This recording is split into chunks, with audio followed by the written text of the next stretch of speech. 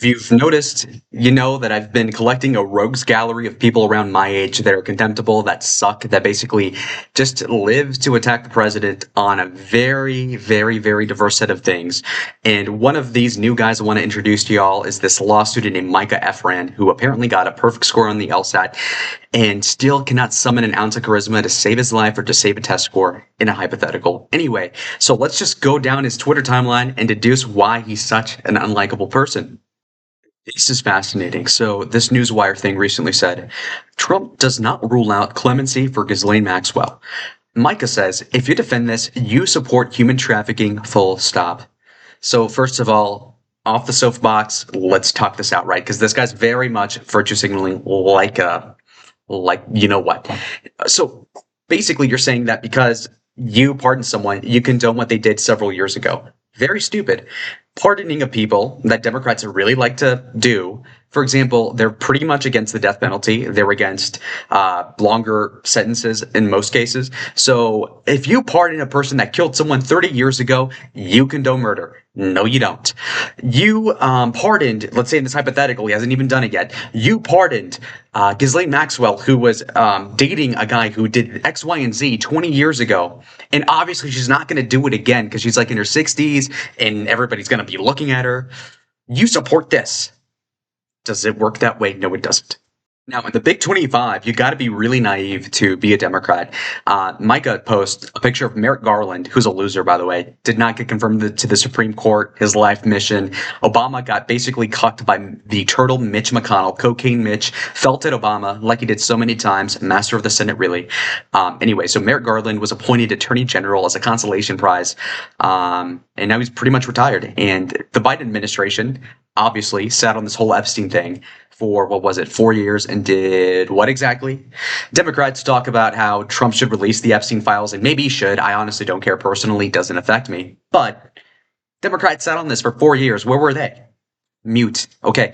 Now, this guy says, this MFer really just sat on a political nuclear bomb for 4 years, huh? Skull emoji. Okay, so he's 14 years old, apparently. But anyway, Micah is basically implying that, oh, well, Merrick Garland is so independent. Wow, he just sat on the Epstein thing and could have totally implicated Trump as being a chomo. Wow, he's such a dignified person. It's like, dude, no. The reason why the Democrats didn't release the Epstein stuff when they were in power was likely because so many Democrats were implicated in it that it wouldn't have been worth attacking Trump, assuming Trump was even in the files in a way that would make him look bad. Now, I can see that Trump was on the files because, of course, he rode on the plane and he was acquaintances or even friends with Epstein 20 years ago. I could care less about that. But when it comes down to being on the files, colloquially, what that means is like, did you go to the island? Did you do X, Y, and Z with people of single digit age or whatever? That's a completely different thing. So, like I said, Micah, completely impressionable, dumb. In the news recently, Donald Trump has been floating the idea of prosecuting former President Barack Hussein Obama for litany of reasons having to do with the Russia hoax and whatnot. Okay. Now, apparently, Micah, he opined saying, y'all do this and Obama's approval rating will shoot up to 70%. Well, two major points. Number one, who cares? His approval rating could be higher than Jesus Christ, okay? It could be 99.99%. And honestly, what does it change? He's not in power. He doesn't really go into the public that often. He's married to one of the least attractive women, in quote, in American history, frankly, the least attractive first lady ever. Don't consult me on that because I don't know what the other ones look like, but still. And yeah, so your approval rating post-presidency literally does not matter one iota. People probably loved Reagan after 1988, but he had dementia. It didn't really matter. So no one cares. Anybody who saw him go on the stump for Kamala Harris in 24 knows that he has lost a lot of his aura. Like in 2008, well, I was 5 years old, but still, like nowadays I could look at him 15 years ago and be like, wow, that's impressive. Yeah, I mean, he's objectively kind of cool. Same with Bill Clinton. But Obama, as of the last like 5 or so years, has really just lost it. His head looks like a cigarette tray, ashtray, disgusting. And the second point I was going to make is that when he's pointing out that the approval rating will go up, is implying that he thinks that Obama will be inside of a jail cell, because why else would he make that cope? Try to find a silver lining. Interesting. Now, this irony has been sauteed. It's so delicious. So he's attacking Tulsi Gabbard here. So he says, sees that Trump's base is torching him over the Epstein cover-up, invents a new conspiracy on the spot to change the subject. Strategy totally works because the base is made up of mindless NPCs. So Think about it this way. She comes out and says, okay, look, Obama knew about this whole, whatever it was, the Fusion GPS, Steele dossier, all this fake stuff that tried to allege that the Trump campaign was in contact with the Russians, and that the Russians made Trump win the 2016 election, which of course is true. Or rather, the whole conspiracy is true, and that Obama was obviously implicated in trying to sabotage Trump. That is really not a conspiracy, Micah, number one. Number two is that was, do you think that was to distract from the Epstein thing? If it was, maybe, but it could also just be a coincidence. Also, a third point would be that to call the base of MAGA people NPCs is ironic, given the fact that the Biden people basically, for what, the better part of 4 years, was able to not get any of their own people to call Joe Biden a senile, unqualified person to lead the country, on the basis that the scandal of Donald Trump's existence, even outside of office, was enough to basically just overlook that fact. So when we're talking about NPCs, you're really looking like an AI, because again, the Democrats not only basically just believe whatever the mainstream media says at the face of it, but in addition to it, also are willing to overlook such glaring problems, such as the cognitive capacity of a president, which I think is obviously so stupid of them. Okay, so here we have a standing picture of Micah in its totality, 3/4 of it, and he's with James Tallarico, whatever that is, and he's one of these like wannabe antichrist, pro-choice Bible thumpers, believe it or not, man of contradictions to say the least. Again, looks like Toyman from Superman, looks like a gayer Nick Fuentes. I don't know if that floats anybody's boat, but anyway, we have Micah Efron over here. Not going to call him pudgy, don't care. Hair's looking awful. Again, I go low. When they go low, I go lower. And yeah, so not a good look. Aura, 0. The rating's not looking great. Green line test, not going to bother with it. But yeah, so that's what he looks like. Okay, no, this guy's an aspiring lawyer from what I can tell. He's over here posting a picture of Alan Dershowitz, saying this guy was Jeffrey Epstein's lawyer. He was also, more recently, Trump's lawyer.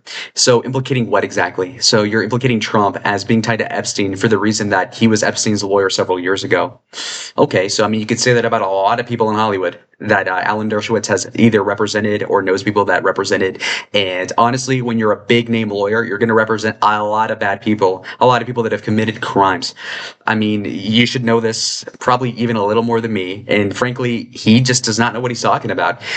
You know, a lawyer is supposed to be somewhat amoral in light of the law, in as much as they're trying to represent a person as well as they can, even if the person is objectively a scumbag. Alan Dershowitz is a chief proponent of that sort of line of thinking. And so to not respect that is super stupid. And again, virtue signaling to this degree does not lend to a successful legal career, to say the least. I mean, unless you're trying to be one of these Harvard Obama lawyers where they have the title, they run a political campaign on the basis of an accredited institution giving them a diploma, but legal work, not much to be found. So yeah, this guy's a complete ignoramus in that front. So we have Bill Mitchell, who likes to sweep it up for Donald Trump, saying, why would Pam Bondi risk her career to protect a bunch of Democrats? Micah says, because the Epstein list looks like this, and there's 17 Donald Trumps in. Now, this is why, again, liberals are very contemptible. Commonsensically, if you're anti-Trump, you would say the Epstein list would look like Bill Clinton, Kevin Spacey, this celebrity, this celebrity, this celebrity, this mayor, this governor, Donald Trump. You wouldn't say, oh, it's all about Donald Trump. And honestly, this gets the essence of this whole scandal about Epstein, which is why I don't personally care or begrudge Donald Trump for not releasing it, the list that is, because these people only really care about this because it makes Trump look bad, not because they care that dozens of girls got trafficked like 15 years ago. They don't care. Do we care? Does it affect us? I think the real issue here is that, of course, we can all agree that was awful and immoral, but they just hate the president, and they're using this as a cudgel to attack him. Now, Micah, if you were to spend as much time hating on Donald Trump, but then also to apply that time to trying to help the families of these people that have trauma from such atrocities committed against them, such as what was perpetrated by Epstein, you'd probably find that there's a cognitive dissonance that you're living with, because obviously the time that you're putting into hating Trump is not really as useful as helping people. But people like Micah and others will pleasure themselves in attacking a man like Donald Trump. And I got to say that I'm winning, because when I defend the president, I'm in a way defending myself against these vile people that are virtue signaling. I don't believe in that. That's super cringe and it's frankly kind of gay. And so Micah over here attacking the president is coming off like hater energy, like a lot of it, like a copious amount, overdosing on haterade. All right, so last post we're going to cover for today. We have a report on Omar Fateh, who's running for Minneapolis mayor. He's going to propose to raise the minimum wage by over $4 over a few years, freeze rent prices, cost whatever, and Trump-proof and quote the city. So obviously an idiot. You look at him, he looks like a Somali pirate, but probably not because he's a little too emaciated to even do that sort of a thing. So I mean, he looks like maybe one of the extras in Saving Captain Phillip. Think about Black Hawk Down, one of the guys with a machete chasing these few American soldiers down streets in Somaliland or whatever the hell, Mogadishu. So look, the thing is that the point that Micah says is that Omar Fateh was born in the United States. This MAGA boomer or whatever says we need to pass a law that only Americans born can serve in the United States, or rather, only people born in the United States can serve in the government. This is getting out of control. So Micah, being the autistic, unlikable spurg that he is, clarifies that, oh, well, technically he's a citizen, but by all means, the spirit of the law is such that you want somebody who's been around for a while, that probably knows people that have been around a while, to have a better grasp as to who they're representing and the place that they're representing. Be it Minneapolis, be it Concord or whatever.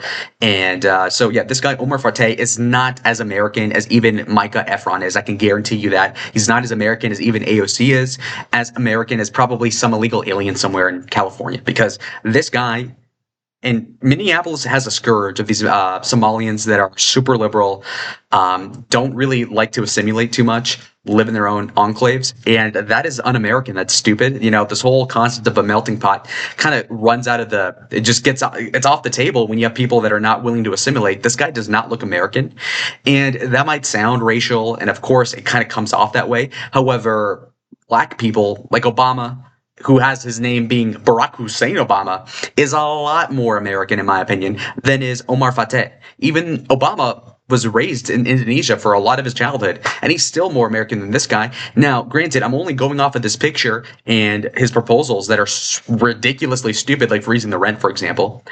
But anyways, yeah, so Micah, in conclusion, is ignorant, naive, pretentious, snobby, no charisma, unlikable. I'm pretty punchable myself, but at least I can like riff or something. So anyways, yeah, Micah, add him to the Rogues Gallery. We got Harry Sisson, Dean Withers, Olivia Juliana, the Irresistible Princess. And so anyways, like the video if you liked it. Subscribe if you want more content like this. Comment down below what your thoughts are, and I'll see y'all in the next one. Adios.